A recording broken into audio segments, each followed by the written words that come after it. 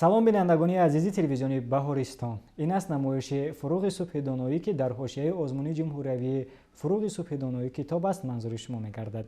мо дар муассисаи таҳсилоти миёнаи умумии рақами 59 шаҳри Душанбе қарор дорем ва меҳмони мо ҳастанд Ганҷина Бону ки айни замон худро барои шумо пурратар муаррифӣ мекунанд. Марҳамат. ман Шерализода Ганҷина, хонандаи синфи даҳуми муассисаи мазкур мебошам.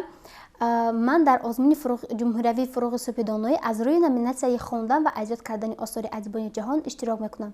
Ганҷина Бону, дар оғози барнома мехостам аз шумо пурсам ки чун шумо аз адибони ҷаҳон китобҳоро мутолиа мекунед, дастрасӣ доред ба китобҳо? бале, ман дастрасӣ дорам, чунки ман ҳар рӯз ба китобхонаи миллии ҷумҳурии Тоҷикистон меравам. Дар он ҷо коргарони китобхона бо мо хеле хуб рафтор мекунанд, ба мо китобҳоро оварда медиҳанд.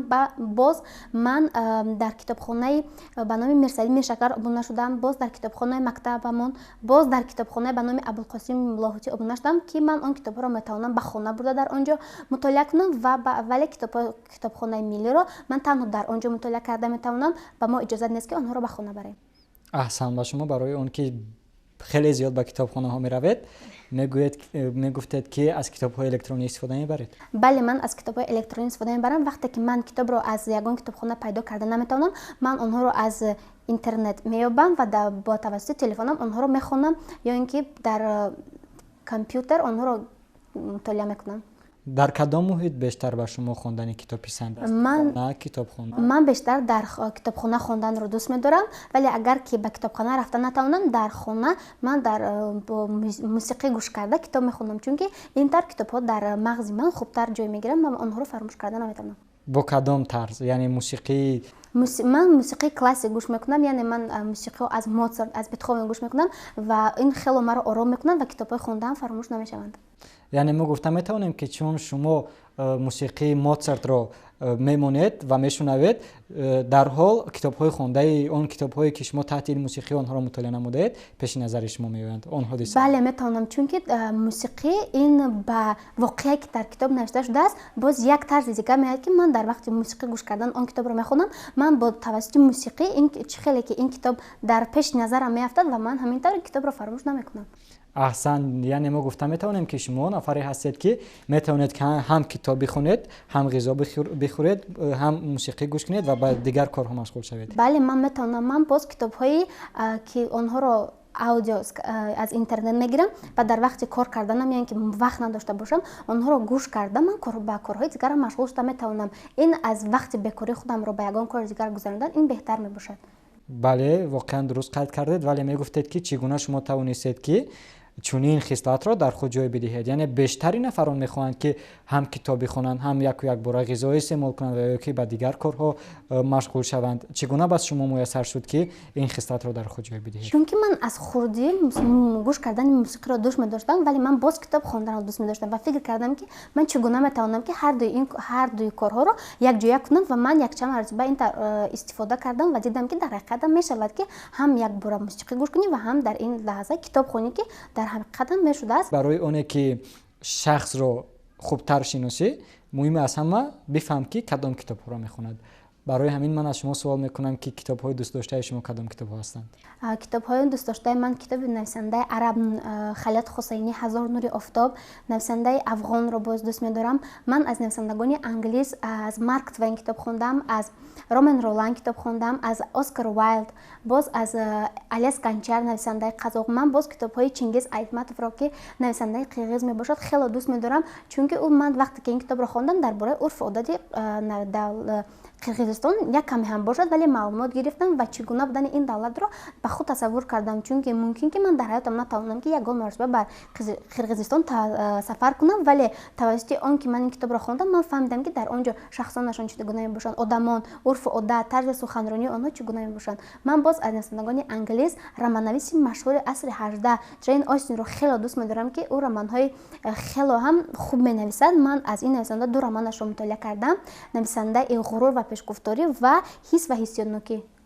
дар ин миён шумо нависандаҳои хеле гуногунро номбар кардед ки онҳо дар ҷанрҳои гуногун асарҳо менависанд, китобҳо эҷод мекунанд. мегуфтед ки шумо бештар кадом жанрро дӯст медоред? ман бештар жанри лирикаро дӯст медорам ва боз ман жанри ки китобҳое ки аз рӯи воқеаҳои аслӣ шуданд ё ин ки таърихӣ мебошанд ё ин ки китобҳое ки дар бораи чӣ гуна асосан дар Афғонистон одамон чӣ гуна азоб мекашанд, мисол духтаронро дар синни хело хурд ба шавҳар медиҳанд, чӣ гуна онҳоро аз хондан маҳрум мекунанд, онҳо озодӣ надоранд, занҳо тамоман ҳуқуқи гап задан надоранд. Ман ин гуна китобҳоро дӯст медорам, чунки дар вақте ки ман ин китобҳоро мехонам, ман шукрона мекунам ки дар чунин давлати обод ва истиқлолиятдор зиндагӣ мекунам. аҳсан ба шумо, яъне аз ин ҷо бармеояд ки он китобҳое ки қаҳрамонҳои онҳо дар синни соли шумо қарор доранд ва шояд аз ҷиҳате ба шумо монанд ҳастанд, шумо ба дили шумо наздиктар аст. бале ба дили ман наздиктаранд ва ман чӣ хел гуфтам, ман вақте ки ин китобҳоро мехонам аз озодии худам аз худо шукр мекунам ки ман дар ин давлати озод, осуда, ором, тинҷ ба дунё омадам. ташаккури зиёд, аҳсан ба шумо. Шумо намунаи зиндаи оне ҳастед ки воқеан чӣ гуна китоб метавонад ки тахайюлоти инсон, сухандонии инсон ва ҷаҳонбинии инсонро васеъ намояд ва аз суханварии шумо, аз бо дидани шумо ҳатто худи шавқи ман низ зиёд гашт ки ман бояд зиёдтар китоб бихонам ва доир ба нависандагони ҷаҳонӣ зиёдтар маълумот дошта бошам. мегуфтед ки чун шумо дар ин миён китобҳоеро номбар кардед ки нависандагони давлатҳои гуногун буданд ва бо забонҳои гуногун эҷод мекарданд. шумо ин китобҳоро бо забони аслияшон мутолиа кардед? ман дар асл ман забони русӣ ва англисиро медонам. ҳаст китобҳое ки ман онҳоро ба забони англисиам низ хондам, вале ман дар асл китобҳоро ба забони русӣ мехонам, чунки китобҳое ки барои ман маъқул ҳастанд, онҳо бисёри онҳо ба забони тоҷикӣ тарҷума накарданд. Вале ман барои ин ки фонди луғавии худамро бо калимаҳои тоҷикӣ бой кунам, ман ба хондани китобҳои тоҷикӣ машғул мебошам. Ман бисёртар аз нависандагони тоҷик низ китоб мехондам, чунки нависандагони тоҷик ки мо низ дар тамоми дунё машҳур ҳастанд ва онҳоро метавонем мо ҳисоб кунем ки нависандагони ҷаҳонӣ мебошанд. Аз ҷумла устод Садриддин Айнӣ ки барои давлати мо хело хизматҳои бузург кардааст. Ман китобҳои хело зиёди онҳоро хондам. Аз устод Ҷалол Икромӣ, аз Сотим Улуғзода, аз Фазлиддин Муҳаммадиев, аз Фотеҳ Ниёзӣ. Ман китобҳои ин нависандагони тоҷикро хело дӯст медорам, чунки аз дар асл нависандаи дӯстдоштаи тоҷик ки ман ин устод Садриддин Айнӣ мебошад. Вақте ки ман китобҳои онро хондам, ман дар синфи панҷум будам ва ман аввалин мартаба дар бораи инқилоби моҳи октябри соли 1917 ки дар бораи ин инқилоб маълумот гирифтам. аҳсан ба шумо, офарин. Ва барои ман хеле аҷиб аст фаҳмидани оне ки шавқи китобхониро дар дили шумо ҷо намуд. шавқи китобхониро дар асос устоди ман аз фанни забон адабиёт вақте ки моро дар синфи панҷум дарс медод устод Шокирова буд ки ман аввалин маротиба вақте ки устод ба ман гуфт ки китоб хонед, вай ҳар таътили тобистона ва зимистона мо маҷбур мекард ки мо китоб хонем. Ман дар аввал мехондам, вале он қадар шавқ надоштам ва устод аввалин маротиба ба мо гуфта буд ки китоби Шоҳномаи бо тарҷумаи наср карда буданд устод Сотим Улуғзода, онро ва мактаби кӯҳнаи устод Садриддин Айниро хонед. Ман китоби Садриддин Айни онро хондам ва баъд шурӯъ кардам ба хондани Шоҳномаи устод Сотим Улуғзода ки ба ман хеле писанд омад.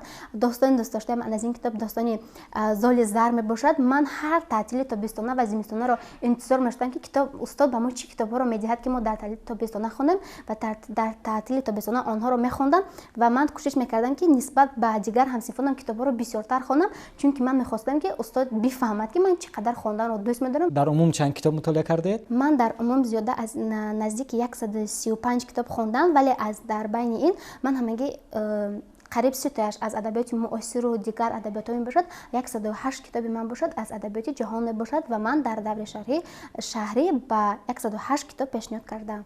шумо гуфтед ки китобҳоро дар шакли электронӣ мехонед, китобҳоро дар шакли китобҳои оддӣ ҳастанд, онҳоро мутолиа мекунед, аудио китобҳоро гӯш мекунед. яъне аз ин ҷо бармеояд ки мо гуфта метавонем ки шумо дар тӯли рӯз хеле зиёд ба мутолиа ва гӯш кардан, ҳатто гӯш кардани китоб машғул мешавед.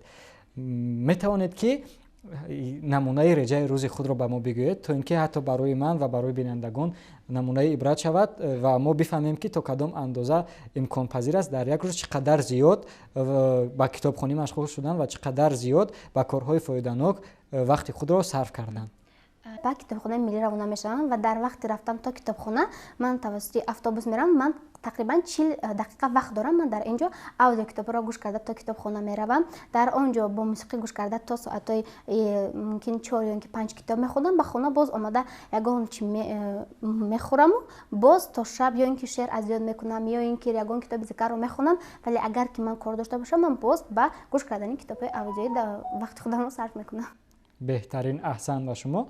ҳамзамон мо гуфтем ки китобро мутолиа мекунем, китобро гӯш мекунем ва ин ҷои тааҷҷуб нест, зеро мо метавонем китобро тамошо низ бикунем.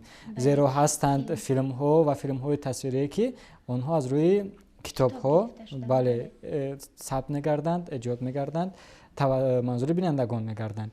барои шумо аҷиб аст тамошо кардани он филмҳое ки аз рӯи асарҳои хондаи шумо таҳия мешаванд.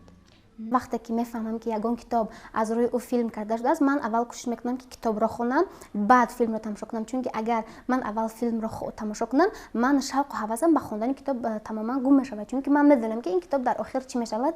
Вале ман барои ҳамин вақте ки мефаҳмам ки филм аст, аввал китобро мехонам ва баъдан филмро тамошо мекунам. Баъд муқоиса мекунам ки дар байни филм ва китоб чӣ гуна фарқиятҳо мавҷуд аст. Барои ҳамин дар аввал ба фикри ман беҳтар ин аст ки китобро хонем, баъд филмро тамошо кунем. яъне буданд дар зиндагии шумо он филмҳое ки шумо тамошо кардед ки аз рӯи асарҳои хондаатон сабт карда шуданд.